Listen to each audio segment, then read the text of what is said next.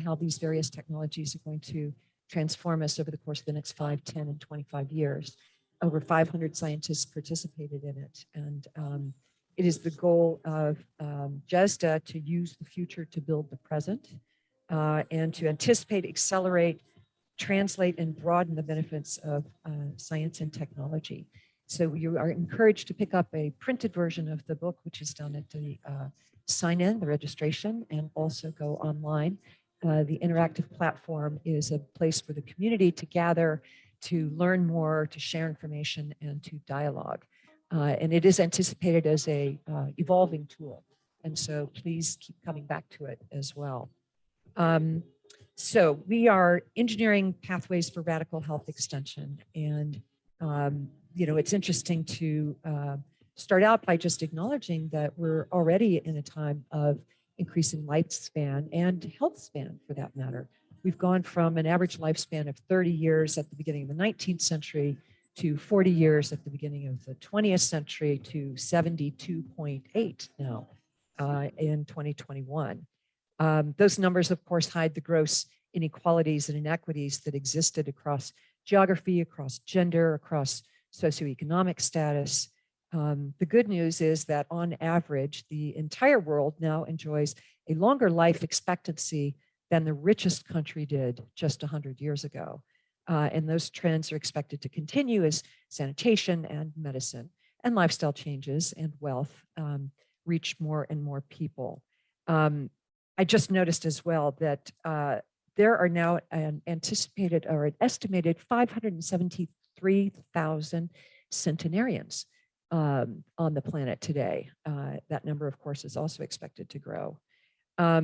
So age is still the greatest risk factor for nearly every major cause of death and disability in the developed nations. And at the same time, we have these extraordinary new tools of bioengineering, both in terms of pharmacological interventions, genetic interventions, epigenetic changes that promise to increase our number of healthy years, reduce or halt our cognitive decline, and stop or even reverse cellular aging.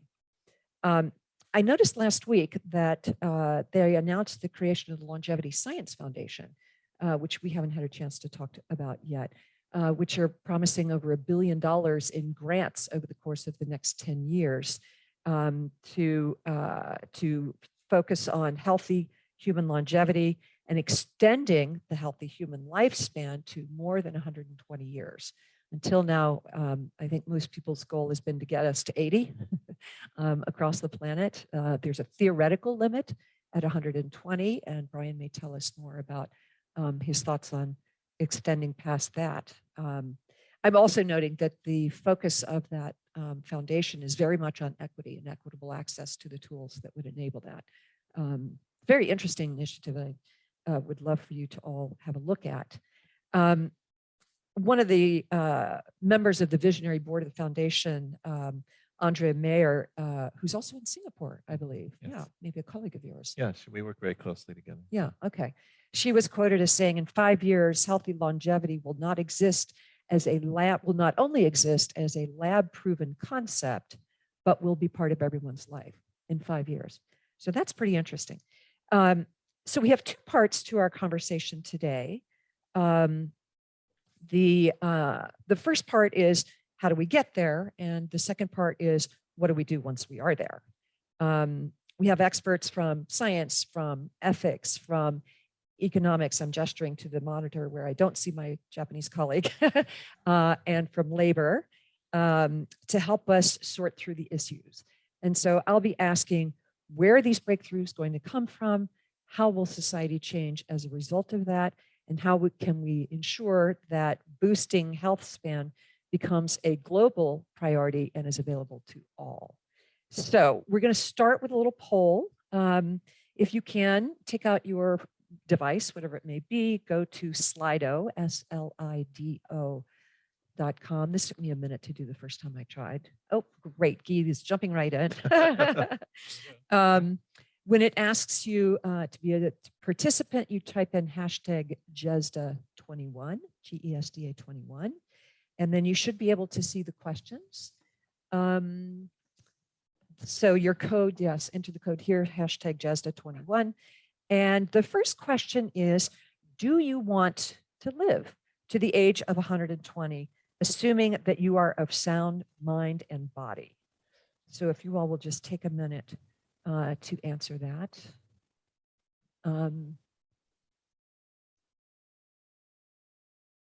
So that's very, oh, okay. So more people are finally up, 67%. That's really interesting because you're all here to hear about that. So that suggests that you're here to have your minds potentially changed. Perhaps these are people online as well who are voting, but 71% said yes. And astonishing to me, 29% said no. There was a famous Pew, the Charitable Trust does great research on topics of interest to the entire world, but mostly focused on US audiences. And in 2013, they polled Americans on the question, and they found 56% of respondents said, no, that's not for me. However, interestingly, 68% said, but I think other people are going to want to do that, which I think is really interesting and something we can talk about. Okay, and I have a second question for you now, and that is, what is your biggest concern about radically extending our health spans? And you can answer this either on your own behalf, why you might have been one of the 30% who said, no, I don't want to live to 120, or you can answer it on a societal basis. These are 4 very broad categories. I'm sure people are going to say, you know, none of the above, all of the above, but I just wanted to sort of group them into categories. So your biggest concern, you're welcome to be concerned about all of them, but what is the one that might keep you awake at night if you lie awake at night thinking about these issues? What happens to younger generations if older people stick around longer? What happens if it is not equitably available to all? Who's worried about the biology? Interestingly, so far we only have 15% who are worried that we don't know what we don't know. This bodes well for you, Brian. No pressure, but a tremendous confidence. Yeah. And the fourth one would be religious objections to it. Okay, so equity does come out to be the first concern, and that's consistent with conversations that I've had as well. So, so we're going to get to all of these topics, and what I want to do is, excuse me, I will just go first. I'll introduce each panelist and ask them one question, and you have about 3 or 4 minutes to respond, and then after that, we'll have a more open conversation, and then there'll be time for questions. So I do hope you guys want to have a conversation because we very much want this to be interactive. And you are welcome to make a statement, add a data point, or ask a question. So I'm going to start out with Brian. Brian is the former president and CEO of the Buck Institute for Research on Aging in Novato, California. And I mentioned that first because I'm from Berkeley, or I live in Berkeley, which is less than an hour drive away. He's also from my hometown in Louisville, Kentucky, which we just discovered last night. 2 Louisvillians on the panel. It's kind of scary. What were the chances of that? People don't usually leave Louisville, so finding ourselves here is kind of amazing. His day job is as a professor in the departments of both biochemistry and physiology at the National University of Singapore. He's the director for the Center for Healthy Aging in the National University Health System, and he's co-editor-in-chief of Aging Cell Journal. He's got appointments at USC and down in Los Angeles School of Gerontology, University of Washington. He's got over 170 publications. I think we may have someone here who can help us sort out some of the scientific issues. And so I just wonder if you could give us the sort of overarching state of play in terms of longevity science. You know, what are the most plausible strategies and what are the things that we should really spend our time thinking about? Yeah, I'm happy to do that. And thanks for inviting me. It's really interesting to be here talking about aging because when I started doing aging research around 1990, it certainly wasn't at the forefront of anyone's attention. It was a very small field and most people believed that it wouldn't be possible to alter the aging process. I think almost everyone in the aging field now believes that is possible. And so, and there are a number of interventions that are available now that potentially could work to extend both lifespan and health span. I think that if you're a mouse, we've got you covered already. The challenge, though, is that we have to validate some of these interventions in humans, and that's really where the field is. I think one of the reasons that people answered that they did want to live to 120 is that we added that clause that said, if you have sound mind and body, because the first thing people realize when you talk about longer lifespan is they imagine being in a frail state, hooked up to oxygen and kept alive with machines. And that's not what the aging research field has been trying to do. It's really more of a prevention oriented field. It's targeting the biggest risk factor for everything, aging, and realizing that it's now possible to alter the rate of aging and seeing what the outcome of that is. And in pretty much all of the studies that have been done so far, the outcome is that individuals don't get sick. They stay more functional. Their functional capacities maintained with age. And it's not just chronic diseases either. And COVID has brought home a major point, which is that aging itself is the biggest risk factor for mortality and hospitalization due to many infectious diseases, not just COVID, but influenza and others. So I think that this radical health span or lifespan extension sounds like a new concept, but really it's not that much different than trying to treat diseases. The difference is that instead of being reactive and waiting until you get cancer or Alzheimer's or frailty, the field now is trying to intervene early and maintain you in a functional, healthy state. And I think the outcome of that, at least for the next 30 years, is likely to be very positive because we have a altered demographics that has never before been seen really in any species on Earth. We'll have 2 billion people over the age of 65 in 2050. And if you take Singapore as an example, even by 2030, there are only 2 workers for every retired person. So this is not about keeping people alive longer just to do it. I think that it's imperative, given healthcare costs of people once they have chronic diseases and the reduced working population, that we need to keep people healthy and working longer, at least in the short term. What happens in the long term is something we can talk about. And so would you think that pharmacological interventions are more likely? Do you think there will be, optogenetics, where would you put it on in terms of interventions? What would you find? Well, the first thing I should say is lifestyle works now. You can do that right now. Some combination of exercise, healthy diet, reduced stress, good sleep quality will affect your aging process right now.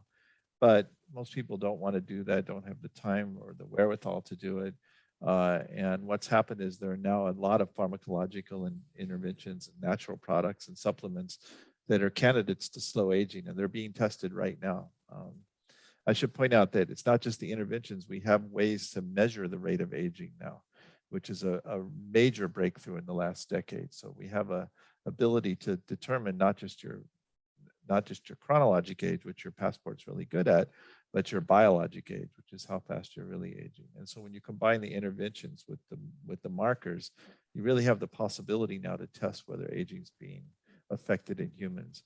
But in the long term, I think that gene therapy, stem cell therapy, a lot of these other things are going to come on board, and they may have even bigger effects than the small molecules we're testing right now. Mm-hmm. It is true that up until about 5 years ago, it was always about the 6 things like sleep, diet, exercise, et cetera. So it is kind of exciting to think that there are more tools becoming available. I think it's a very exciting time in the field for sure. Yeah, definitely. Okay, great. So our next victim is Samya Hurst. Hello. Apparently known to a lot of people here for her expert commentary on the COVID situation. Which we don't have much time to go to today about. So Samya is a physician and a bioethicist. She's a consultant to the Clinical Ethics Council of University Hospitals of Geneva, which I gather you do on a weekly or daily basis? Not daily, but we do get consultations every now and then. Interesting. Director of the Institute for Ethics, History, Humanities, and the Department of Health and Community Medicine at the Faculty of Medicine at the University of Geneva. She's editor of the Swiss bioethics journal Bioethica Forum, and most recently, as I just said, a national expert on all things COVID in Switzerland. So, Samya, assuming that we can get all these technologies that Brian and his ilk are working on without off-target health impacts, which we could certainly talk about as well, what are the values? What are the norms that we need to consider for a radically longer population lifespan? Yeah, so thank you very much. As we saw in the poll, this was actually very representative. This is the sort of thing you see. The first thing that comes up is equity. Is it going to be available to all? And there are different steps in thinking about equity. The first step is, sure, this is a problem. The second is, well, is it really? After all, we tolerate a high degree of inequity in lifespan today. That, of course, does not make it okay, right? But we see that we do. And then there is an argument called the leveling down objection, that if the only concern is equity, but you're going to prevent some from having more without giving any more to those who have less, then you're just making people worse off. And it's not necessarily an argument that will carry the day, right? But then there's a third step, which is, okay, but how much inequity can we bear and still consider each other as the same species, still consider each other as one community? And what would happen if we no longer did? And we don't even need to go very far in imagination to think about that, because we have a bit of a rap sheet, humanity does. We have a bit of a criminal record on not considering each other to be necessarily the same species. And the least one can say is it's ugly. So this is definitely a concern to have. And how we get around this, how we manage to remain as much as possible, or at least, I mean, the really minimum would be no worse than today, which is not ideal, right? Today is not ideal. And if possible, better than today, one community. So this is the issue of fairness. And by the way, also, how much are these interventions supposed to cost? And this is where we realize that the question of fair pricing in medical interventions is one of the big questions we kind of forgot to resolve even today. And it is a very important one. What is a fair price and what makes it so, right? Then there is another biggie, I mean, of course, there are many different issues. There's a whole research area of the questions, the moral and ethical questions of human augmentation. And I'm not doing it justice here. It's really a very short summary, but this is the purpose today. The second bullet point, as it were, would be the environmental impact. If you have people living longer, you also have more people at the same time. And it's likely to be disproportionately people who are in the wealthy parts of the world, where it also so happens that the consumption of resources and energy are the greatest. And so there are environmental impacts to think about as well. And this has to be made compatible somehow with planetary boundaries. Otherwise, we will just extend our lifespan in order to die of something else that's related to the environment, and that's not the purpose. So the second issue is environmental impacts and how to make it compatible. And then the third point is the one that is not such a no-brainer after all, since about a third of people, and even up to half in polls, say, well, I don't want to live up to 120, even with the caveat that I would be perfectly healthy, perfectly fit. The question is it good? Is it something we want to have, a longer life? Now, at first flush, this looks like a no-brainer, because if you put all these caveats, then most people, you would assume, would want to live longer. But in fact, you have to think about what sort of life would that be, and would it be a good life? So very famously, arguments have been made that if we have truly radical life expectancy prolongation, say 1,000 years rather than 120, all of a sudden, all the risks that we take in daily life sort of become excessive. Because the reason a risk is low is only because we don't have all that much time for it to happen. But if you add up sufficient time, then all the risks become very likely to happen indeed, right? So even crossing the road while the light is green becomes too much of a risk if you have enough time for accidents to happen. Now, of course, I'm giving a more extreme example on purpose, because if we prolong life expectancy from around 80 to 120, this phenomenon is not yet very large, but it is already there. So how good a life is it? And we need to consider the fact that already now we do not distribute the goods of life in a random way throughout the lifespan. We distribute tasks and rights and kinds of goods in life differently across the lifespan. And if we prolong life, this needs to be rethought as well.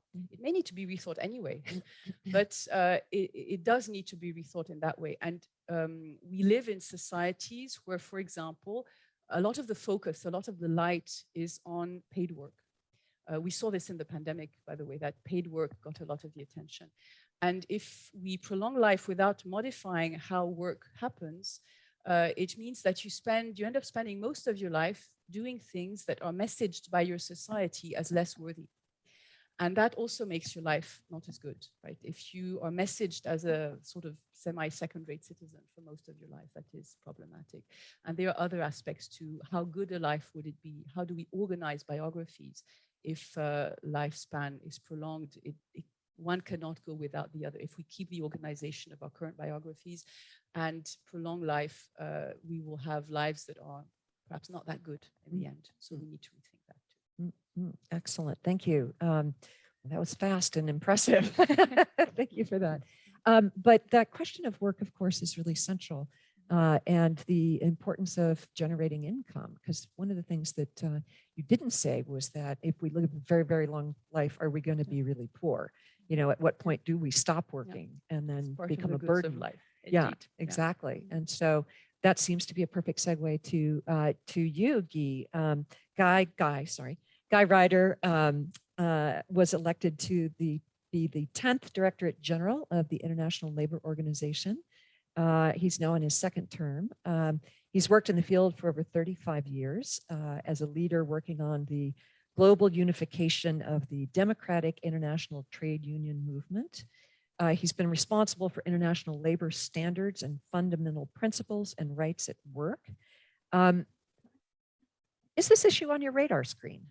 I mean, is this something that that you're focused on? What opportunities and challenges do you see in the labor markets as a result of aging populations? Thanks very much. And the answer to your question immediately is yes, it's been on our radar screen, but in not precisely the same terms that we're posing it today. We've been working for a long time on the question of how demographics and the development of demographics, generally positive developments, impact on different elements of the way we organize work in society. Now, the obvious issue, of course, is the issue, and it's been mentioned already in the conversation, is if we're looking to increase longevity, well, how do we organize social protection? How do we organize care in society? At what age do we retire, et cetera, et cetera, et cetera? And this isn't a new debate. And if you look around the world, there are plenty of countries which have already indexed in one way or another retirement age to expected life expectancy in their country. A baby born in Denmark today can expect to work to be on 70, for example, and it's changing. So these are issues which are, very much on our radar screen. Now, there are two things about this debate which I think make the debate a little bit different. The first, and when I get that Slido thing, I'm one of those awkward persons who says, "But I have a bit more information." Interesting. The first question, and it's really, I think, fundamental, is are these interventions, I'm trying to use the word as a non-expert that you are using, are these interventions, not just in theory or what we might hope for, but in reality, are these going to be made available, can we imagine them to be made available generically as a public good, word very much in vogue at the moment, that we could all benefit from, should we choose to? Are these going to be interventions which will be available to those who can afford them, both in terms of intra-societal and inter-societal issues? And I think a lot of the societal debate that would follow from these types of interventions depends very much upon that.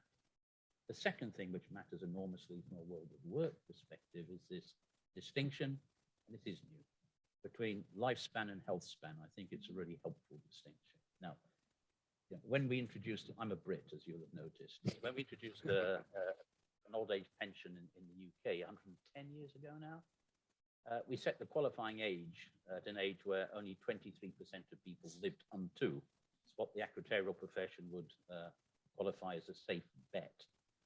That's one thing. So you've got the longevity piece, but the health span piece matters a lot, because what we're seeing already in the world of work is pension ages are going up.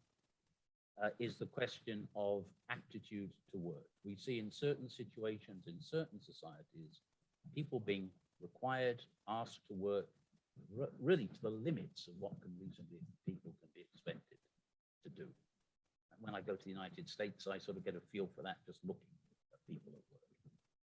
So the question is, are the interventions that you are talking about of such a nature that it is reasonable to suppose that people will be able to work their 70s into their 80s, not as an economic requirement, but within the limits of the parameters of human welfare, which I suppose these interventions are supposed to advance? I don't know the answer to that. I mean, what is the quality of one's life and working life and capabilities? And lastly, and I think it's absolutely vital, we're seeing right now some interesting developments, and I'm no expert in this, or others here much more expert, in longevity and demographics. We've seen the impact of COVID-19. We see that different demographics, you've mentioned in your introduction, different socioeconomic groups, geographically, there's some very interesting variations. Ethnicity seems to count, it's different. So these issues of equity, they're not something we have to think about in the future. They're things we have to deal with today. They're with us today.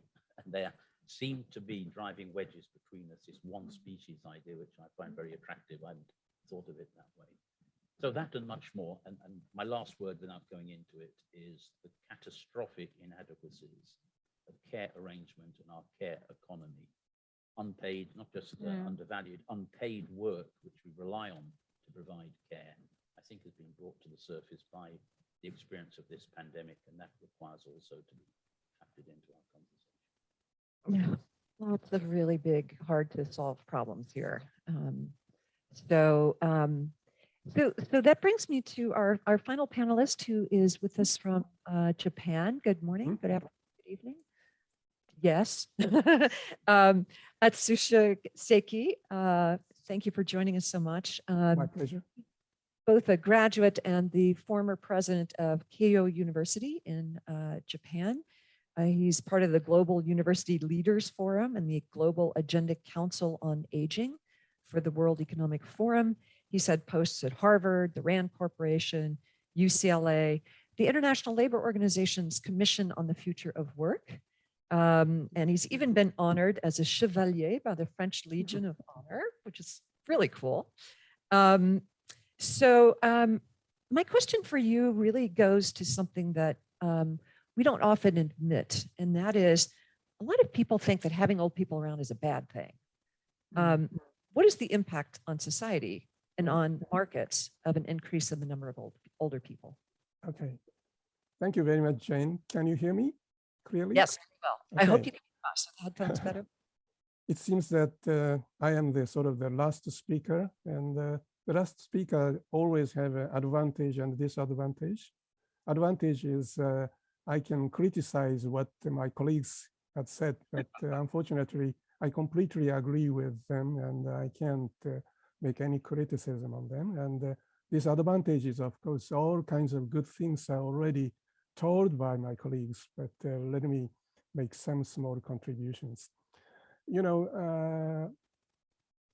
Aging population is worldwide, and I am a labor economist by training, and I've been doing researches on the impact of an aging population on employment and labor market. And as you know, we see an aging population, of course, as a result of our success of promoting health conditions of people.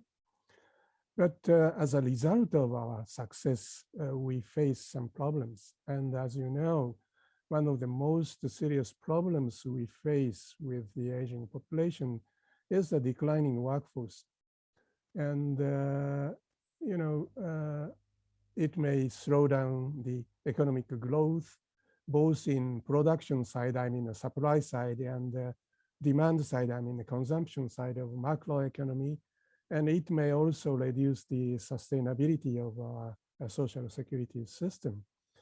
So in order to cope with such problems, it is extremely important for us to promote the employment of older people. if more numbers of older people continue working beyond the current retirement age, the per capita burden, for example, of social security in an aging society will be substantially reduced. The also, increasing the numbers of active workers and consumers in their older age will also be a significant driving force of economic growth, both in the supply side and the demand side of macroeconomy. And we know that the most important and basic conditions for older people to continue working is their health conditions. We have conducting, the impact of health conditions on labor supply of older people.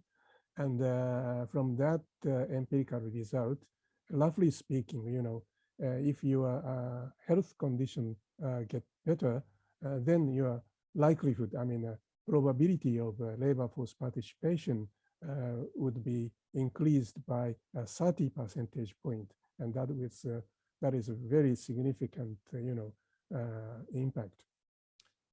Also, older people have accumulated more, assets, particularly financial assets, than younger people do. And it is important for them to maintain cognitive ability to manage their, assets, including the new investment with some risks. Without cognitive ability, you can't make serious investment decisions. So in order to utilize, the financial assets of older people for themselves as well as for economy as a whole, it is very important for us to promote healthy conditions, particularly, cognitive conditions in their older age. So,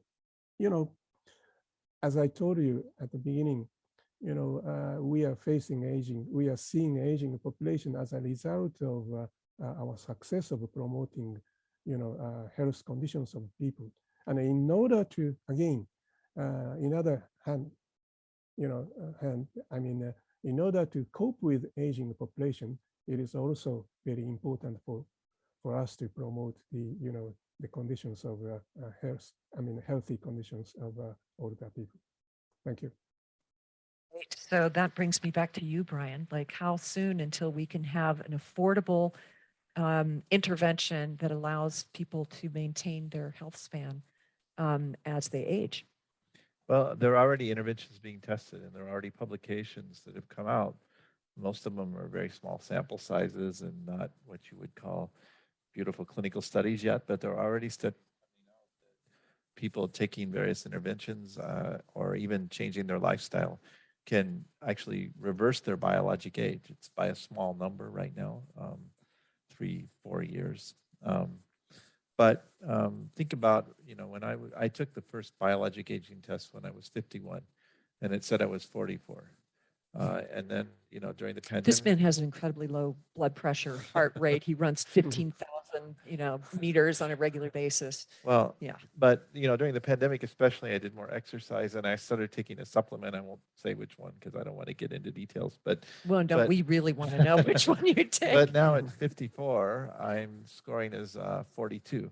So if you think about that, if that's an accurate measure of biologic age, and we're not entirely sure it is yet, but we think it might be, you've really gained 5 years. You've 2 years reduction, and there's 3 years you've lived through in the same time. So, that's a supplement. It's on the shelf. You can buy it. So I think that. Which one would that be? I didn't hear. I think that we're not far away from doing this already. Okay. And in fact, it's available. What we need to do are really good randomized clinical studies to validate that these things are working, a little more testing on the biomarkers.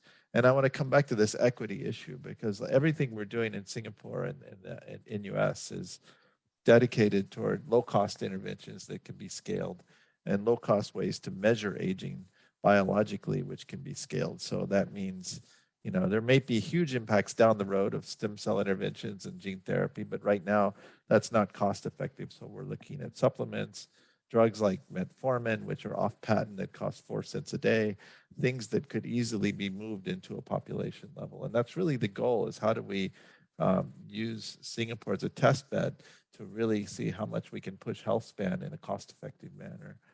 So I think that this is happening now, and the interventions now may not be the ones that have radical life extension. They may be modest health span and lifespan extension, but the tests are ongoing and getting published already.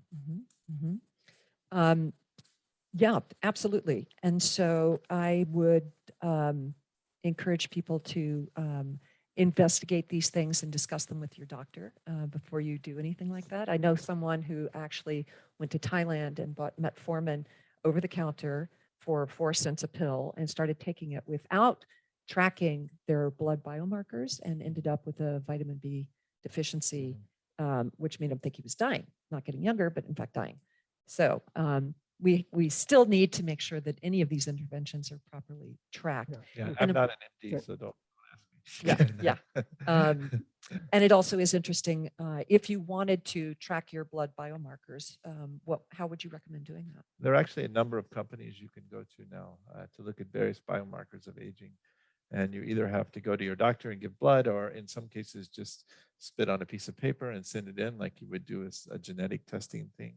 And they can come back to you with an estimate of your biologic age. And, the question is, how accurate is this really? I got 2 years younger. Did I really get 2 years younger? And what you'd like for a biomarker is that it predicts mortality, and these, like the epigenetic clock, which is the best address so far, does do that. It predicts disease onset, and looking at long-term longitudinal studies, it seems to do that. And it should be responsive to intervention. So when you do something that slows aging, you should be able to read that out in the biomarkers. And it's starting to look like it does that. So I think these biomarkers are going to be valid, although they would not be something the FDA would put a stamp on quite yet. And you can go find companies and test your own biologic age now. Which I think is a DIY kind of approach for at least the foreseeable future. And so, because I don't see a public health campaign where they all say now everybody's going to start taking metformin or something. But I think it does get people used to tracking their own health, their own lifespan, and how they're feeling. So one of the questions I have would be for you, Samya. Does the type of intervention that takes hold in the marketplace or seizes people's imaginations matter? I mean, if you're using CRISPR, to extend your lifespan, are people more going to object to that more than if obviously the lifestyle changes don't matter, but say Jane, can I make one comment? And then Phil, yes, please. I always think that, in order to, distinguish between biological and institutional aging, I think we need to, change the definition of older people as, people aged 65 years old and over. In the past, maybe, the people aged 65 years old is really old people. But now they are very active and young. Even 75 years old people are still active. So I would appreciate it if you have any comment that there are some possibility of changing that definition of older people by using age itself. So a non-ageist term, or some way of referring to it. Well, I'm going to kick that over to our bioethicist too. Maybe you can be a wordsmith on this. Well, when we refer to age, we refer to slices of life. We refer to distribution of roles. And this is exactly what I meant when I say we need to reorganize biographies. This is exactly it. But we see it. I completely agree with you. We see it today already. There is a mismatch between how we organize our biographies and how our bodies function throughout our biographies already today. We see this with the example you mentioned, the fact that we stop working in many countries at an age where many people feel that they really could continue, that we feel that if they simply did continue and we reorganize nothing else, there's problems at other life stages. Exactly, yeah. By the way, with the coexistence of the time when people want to have their children and the time when there are the most demands in professional life. This is also a disorganization of our biographies. Very if you important. like. Yes, yes. There are many ways in which our biographies are in a mismatch with our social organization. And this would be increased by a prolongation of life expectancy. So maybe we need to have language based on roles and functions rather than actual age. Maybe we need to have language based on health status, and maybe biomarkers will one day be the way in which we make these distinctions, but they would, of course, need to be validated first. And there are many ways in which we can think about that. And this is one of the exciting things in this field, is that it leads us to ask questions that we sort of should have been asking anyway, but they throw them in a light that makes it more urgent. And so we are more likely to actually do it. Guy, I want to come back to you, in terms of organizing our biographies. I mean, it used to be that, you would spend the first 20 or 25 years of your life, in school, and then you would work until retirement, and then you would have your golden years, which would be for, 15 or 20 years, and then you would die. If we start looking at that as like a 45-year career, that's a finite chunk of our lives. Maybe it's a third even. What if we are now looking at an 80-year span of work? That just fundamentally changes. Then you still have that period of 20 years of education, 80 years of work, and then what? Do we work until we die? I mean, I know you've done a lot of work around, the social protections that exist, but just from a mindset in terms of reorganizing biographies, how does it change if we work for 40 years versus 80 years? I think this reorganizing biographies is a great way of looking at it. Because in the work that we've done on the future of work, I think we came to this conclusion that this notion of sequential parts of your life, learn, work, retire, die, that's got to be rewritten. And not simply because of the issues that we're talking about here. There is another big pusher in this direction. This is about education, training, and reskilling. Exactly. Learn, work, no. These are now intertwined. If we want to give any real substance to the notion of lifelong learning, and it is, I think, a generally accepted buzzword, we have to now accept that sequential approach, at least to learning and working, is gone. It's got to be an intertwined continuity, and we've got there. Now, the other organization of biography piece, it comes towards the end under current arrangements. It comes into focus towards the end of people's working lives, right? So you've got different retirement ages in place for different types of work, what the French would call tough jobs. You can retire early. There are special regimes, quite rightly so. I think as well we're looking, particularly as age of retirement goes up, at organizing work better for people reaching the end of what is currently defined as their professional working time. So adapting workplaces, adapting work arrangements, reduced working hours, sort of combined less work, a little bit of retirement coming in. These aren't hard and fast, hermetically sealed frontiers. They're permeable. And I suspect as we're going into this debate, and I have to say this debate, I find it's oscillating between two things, which throws me. One is sort of, well, what we're doing already now and what we know what's good for us. If we're all like the professor and ran and slept properly, which I do not, but I'm an active 65-year-old anyway, then we would see improvements. But that's a bit different from I think you use the word radical interventions, which would seem to change the landscape radically, which I think brings in, at least in my untutored mind, the bigger ethical and societal issues. I think there are two intertwined thoughts there. But in any case, even as we stand now, and I like the phrase, the reorganization of biography in many respects really has to come in. And what role do you think the International Labor Organization will play? Well, we're working at these things already. I mean, when we talk about old age pensions and the like of it, I mean, interestingly, in all of the field of social protection, old age pensions is the most developed and the most available of all fields of social protection. About 3/4 of working people now have access to some type of old age pension. It doesn't speak to the adequacy of the coverage, it just speaks to the coverage. That also means 25% do not, of course. pick up, and we're working really very hard at this. You know, what to do on current demographics with the evolving dependency ratios which our societies live with. That is to say, what proportion of our population have finished working, were in work or haven't started working, and how do we deal with that? So we've got these massive debates about the sustainability of our social protection systems as they are now. How much is down to the individual? You use the phrase do it yourself. How much is down to the individual? How much is down to the collective state responsibility in these areas? These are debates which are open and running. And if you just sort of step outside of this room, some of the most difficult social policy debates that I know about is when it comes to rediscussing retirement age. That's when you get people on the streets. That's when you get people saying, they really feel it. I had a contract here and it's being reneged upon. They hate it. I think it's because in part, it just seems like something, I've got to work 2, 3, 4, 5 more years. You're losing something.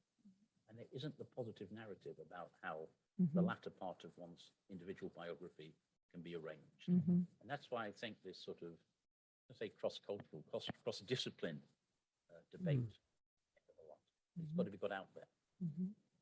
I'm going to throw this to you, Atsushi, because I think there are ways to participate in the economy that are, you know, again, not the 9-to-5 job, right? And as we age and go deeper and deeper into our professional lives, there may be lots of other ways of contributing to the economy, assets that someone has accumulated over a lifetime, but also, you know, spotting opportunities, seeing things from the benefit of experience. You know, this could actually lead to a far more innovative economy than we're currently seeing.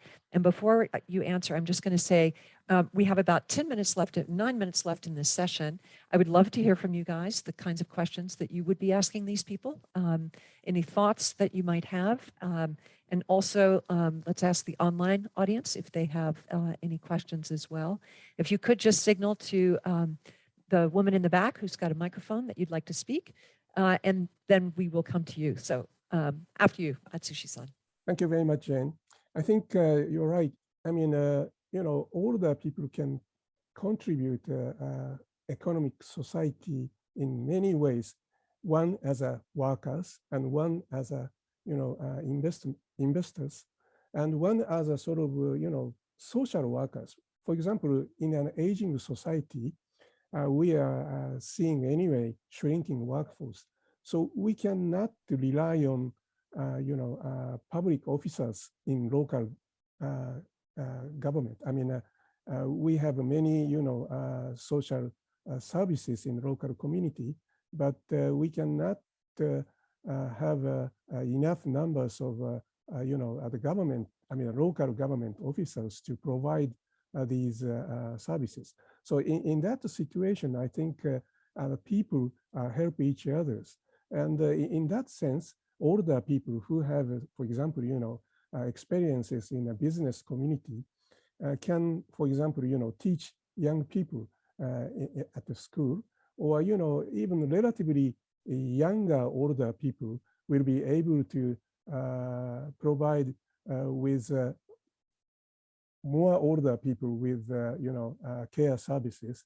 And also, you know, older people can provide some child care services for younger people.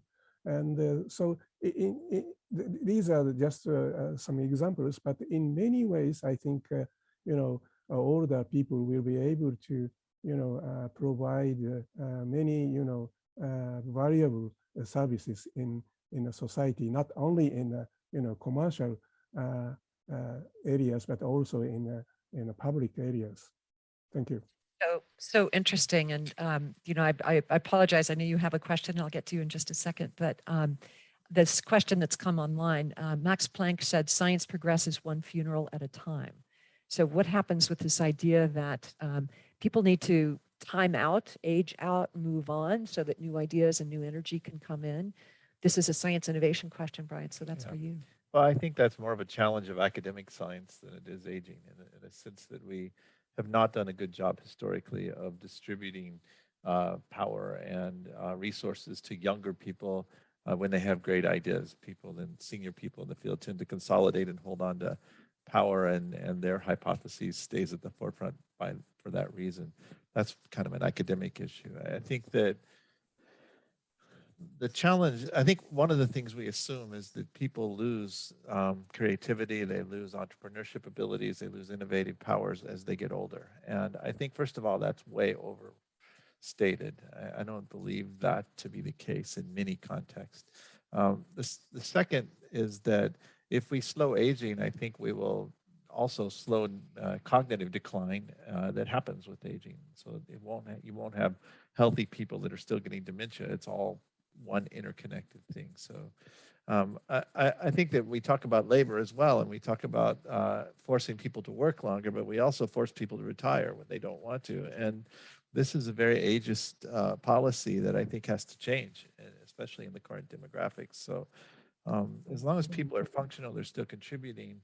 And if we can find ways for them not to get in the way of the ideas of other people that are younger, I think it's a good thing. But there are certainly challenges there. Mm-hmm. So you had a question. Well, thank you very much. Well, I would like to address an issue that has not been mentioned because, of course, life expectancy has been extended and will be extended. Healthy life expectancy will be extended, but decent work expectancy has not been extended, in particular for women. And there's a very important gender dimension because they work, their density of contribution to pension schemes is lower, salaries are lower, and they will live more than men. That's a very important issue. The economy, I have figures that show that the economy related to pets in many countries, it's much bigger than the economy related to older persons. We spend more on our pets than we do on older people. Yes, we all love them. The 45 million of pets in almost every country. We have to reorganize biology, but also the economy, because the consumer patterns will change. And we'll have something which is really related to this GESDA activity, which are choices. We will have more voters that will fight for rights and for non-discrimination. And just yesterday, 300 meters away from here at the Council of Human Rights was adopted a resolution to fight for rights of older people and avoid discrimination and ageism. So that's why I answered no to 120, because I will be discriminated and be subject to ageism for more years. So I don't want that. So that does beg the question, do you want to do the poll again? Does anyone change their mind on this? Give me a sense. Yes, no? No changing of minds. Okay, all right. Was there another question? Did I see? Yes, hi. My name is Manu. I'm a professor at ETH. I'm a learning scientist, and the reason I come into this is the first comment. Our theories of human learning, cognition and learning, have largely been one of disembodied mind. But around about the time that you mentioned aging research started, or you went into aging, around about the 90s also, we went into theories of embodied mind. And so we're thinking of learning and cognition not just as a mental phenomenon, but also engages the entire physiology and biology. And research is really, I think that's a growing area of research. So one comment is, I think I would love to see research combined with learning research. Back to your point about Guy, I think there's tremendous potential around notions of embodiment that would combine learning and second, I think as GESDA, if we are thinking about futures, I'm not that old yet, but I would also love to have younger people on the panel as part, because it's their future. Bravo. I'm working on it. Touche. No, I'm talking youth. 42 is youthful. I'm talking like 20. 20. And so here's the question. We're having this discussion in the current structure. So as a scientist, when you have paradigmatic shifts, you make some fundamental assumptions of the current structure, and they're not valid. So for example, all the conversation today has been around work as being necessary. What if other advances in other spheres of our lives make work a choice. How does that radically change? I'm just making one assumption, just taking one assumption out. How does that change things? And we can start to unpack other assumptions. So I just wanted to throw that into the conversation as well. Thank you. Well, we now have 1 minute left. Let's talk about basic income, shall we? For the 1 minute after. Yeah, there's some excellent questions also online. And again, we are in Switzerland. And so if we're going to wrap up, I feel like I need to summarize. And but I will say this, and that is that all of the questions can be asked online and captured by GESDA. So if we can't address them in today's session, they will at least be captured. They will make it into the radar. And you are encouraged to please check out the radar and participate. We've just scratched the surface, obviously, of all of this. I really do appreciate, Samya, your framing of this in terms of reorganizing our biographies. And I also like, Guy, your suggestion that we no longer think about things in terms of rigid sections, that we move more fluidly, that the difference between work and learning gets more fluid. You know, Atsushi is talking about, you know, we're not just workers, we're also consumers, we're also caregivers, we're also investors.